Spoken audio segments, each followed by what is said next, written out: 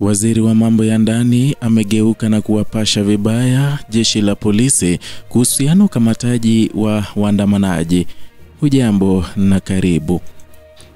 Katika hatua iliyoibua mjadala mpana kuhusu sura mwenendo wa usalama wa ndani nchini, waziri wa mambo ya ndani George Simbachawene ametangaza mabadiliko makubwa katika mbinu ya ukamataji zinazofanywa na jeshi la polisi, hatua inayolenga kuondoa kile kinachoonekana kama utamaduni wa vitisho, vurugu na ukamataji wa siri usioelezeka ama usiozoeleka kwa miaka ya karibuni. Kauli yake imetajwa kama moja ya hatua za dharura za kurejesha imani ya umma kwa taasisi ya polisi, imani ambayo imeonekana kuyumba kutokana na matukio yaliyoacha hofu katika jamii, hasa kwa watu wanaodaiwa kuwa na makosa madogo au kueleza mitazamo yao kwenye mitandao ya kijamii. Tukio hilo limekuja katika kipindi ambacho kumekuwa na ongezeko la malalamiko kuhusu ukamataji wa usiku, watu wanaovamiwa majumbani na matumizi ya askari wanaojificha utambulisho, wanaovalia mavazi yasiyohamika na kubeba silaha nzito.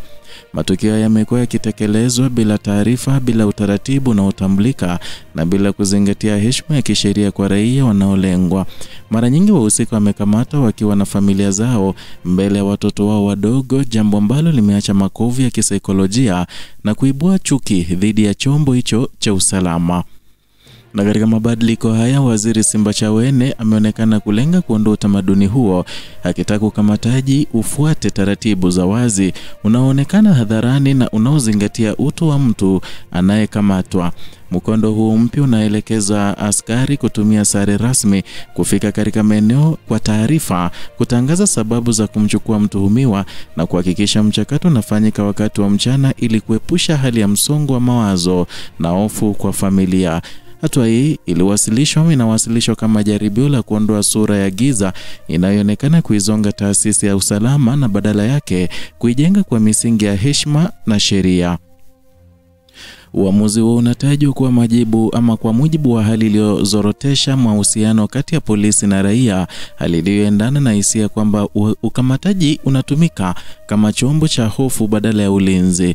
Na katika jamii nyingi hasa mijini, kumekuwa na dhana kwamba mtu yeyote anaweza kuchukuliwa kwa sababu ndogo au kwa sababu ya maneno yaliyoweka mtandaoni, na kwamba kulikuwa na mifumo isiyoeleweka ya utekelezaji wa sheria inayotoa nafasi ya unyanyasaji. Hali hiyo inaonekana kujengera ama kuleta hisia kwamba polisi wapo kama tishio badala ya kinga. Kupitia mwelekeo mpya, serikali inaonekana kutaka kujenga picha tofauti inayoweka msitizo kwamba ukamataji wa mtu anayejulikana mahali anapofanya kazi, anayefahamika majirani, anayehusisha na shughuli za kawaida, hauhitaji mazingira ya ghasia wala siri. Mtu huyu anapaswa kusafirishwa katika utaratibu na utambulika, bila kificho, bila kubeba sura ya uonevu. Mabadiliko haya yanatazamiwa kupunguza msuguano kati ya polisi na wananchi na kuondoa mazingira yanayosababisha watu kuona ukamataji kama hatua ya kuwadhalilisha, si kuwajibisha. Zaidi ya madhara ya kimwili, athari za kisaikolojia kwa watoto ni sehemu muhimu ya mjadala unaoibuka, na katika maeneo mengi watoto wamekuwa mashahidi wa matukio ya watu wanaochukuliwa kwa nguvu, wakilazimishwa kushuhudia wazazi au ndugu wakinyanyuliwa bila maelezo.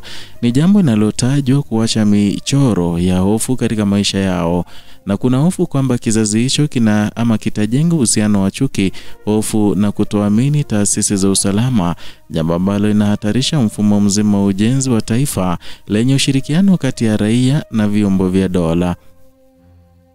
Na katika maeneo ya vijijini na mijini, hadithi nyingi zimeibuliwa kuhusu watu wanaokamatwa bila kufahamika, waliopelekwa kwa kuwa askari walikataa kuonyesha utambulisho. Wengine wamekuwa wakipotea kwa siku kadhaa kabla ya familia zao kupata taarifa. Hali hii imezalisha mkanganyiko na hofu kwamba ukamataji sio tu njia ya kutekeleza sheria, bali ni chombo kinachoweza kugeuka kuwa adhabu kabla ya hukumu. Na katika hatua mpya, serikali inasisitiza kwamba utaratibu wa ukamataji unaojengwa unalenga kulinda utu na kupunguza uhasama. Inaelekea kutambua kwamba usalama wa ndani hauwezi kujengwa kupitia hofu, bali kupitia imani, ushirikiano na kuheshimu haki za binadamu. Hatua hii pia inachukuliwa kama sehemu ya mapambano ya kurekebisha mfumo wa kisheria ambao umekuwa ukihusishwa na ukandamizaji, huku ukiwa na uwezo mdogo wa kujitetea ama wa kujitetea kwa umma. Mabadiliko haya yanajitokeza katika wakati ambapo shinikizo kutoka kwa jamii limekuwa likiongezeka, hasa kutokana na teknolojia mpya ya mitandao ya kijamii inayowezesha watu kushiriki hadithi zao za ukamataji, hofu na ukimya wa mamlaka.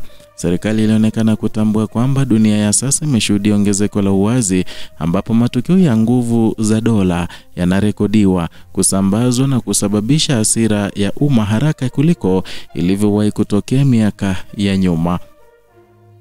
Na katika mjadala unaovuma, kumekuwa na hisia kwamba ukamataji unahusisha makosa madogo, hasa yale yanayohusiana na maoni, unachochea upinzani wa kijamii zaidi kuliko ulivyoelekezwa kudhibiti.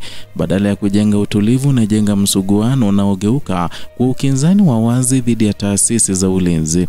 Na katika mfumo huo mpya, serikali inaonekana kutambua kwamba katikati ya makosa yanayodaiwa yupo binadamu anahitaji kushughulikiwa kwa staha bila kulazimishwa kuishi katika hofu ya ghafla. Na katika upya huu wa mfumo, jeshi la polisi inabeba jukumu kubwa la kuendesha mageuzi hayo ambayo yataonekana wazi kwa jamii. Wapokeaji wa mabadiliko hawatarajiwi kuwa wananchi pekee, bali pia askari wenyewe ambao wanapaswa kubadili tabia, mienendo na mtazamo. Kazi ya kuimarisha usalama wa raia inahitaji ujenzi wa kama sio sura mpya, basi imani mpya. Kwa muda mrefu polisi wamekuwa na kazi ya kulinda raia, kupambana na uhalifu na kujenga mazingira ya usalama, lakini kazi inapoendana na mbinu zinazotengeneza hofu, jamii haitofautishi tena ulinzi na ukandamizaji. Mfano umeibuka katika historia ya mataifa mengi ambapo vyombo vya dola vilikumbwa na mgogoro wa kimaadili na hatua za kurekebisha mifumo ziliibuka kama njia ya kuzuia kifungo cha kijamii na kisiasa. Kwa Tanzania, mjadala huu unaonekana kufika katika wakati ambapo taifa linapitia mabadiliko ya kijamii, teknolojia na mawasiliano. Hoja ya usalama haiwezi kukimbia ukweli kwamba nguvu ya dola inapopoteza kuheshimu utu, hupoteza pia uhalali wa kijamii. Ndio maana mwelekeo wa sasa unaonekana kuanzisha kipindi kipya ambacho kitajaribu kujenga usalama unaoonekana, unaoaminika na unaokubalika. Ni wazi kwamba safari ya kuondoa ukamataji wa siri, wa kikatili na wa usiku usio na taarifa itakuwa ndefu na changamoto, lakini mwanzo wa mchakato huo unatoa ishara kwamba serikali iko tayari kukabiliana na mzigo wa historia wa kuanza na hatua ambazo zinaweza kuonekana ndogo, lakini zinagusa kiini cha mahusiano kati ya polisi na raia.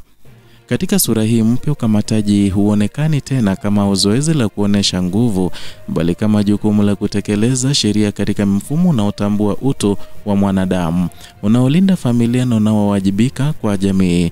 Kwa kiwango hicho, hatua hii ya kujenga ukamataji wenye staha inaweza kuwa si mabadiliko ya kiufundi tu, bali mwanzo ujenzi wa maadili mapya ya usalama. Na katika nchi ambayo wananchi wamezoea kuona nguvu za usalama zikitumika bila kujali hisia, mabadiliko ya namna hii yanaweza kuwa mwanzo wa kujenga hadithi mpya, hadithi ya polisi wanaolinda bila kuogopa na bila kuogofya raia, wanatekeleza sheria bila kudhalilisha, na wanaishi kwa imani kwamba usalama wa taifa unaanza na heshima ya utu. Ni hayo tuliokuandalia siku ya leo kutoka hapa Kenyascope. Zidi kutusupport kwa kusubscribe, kulike na kushare video zetu.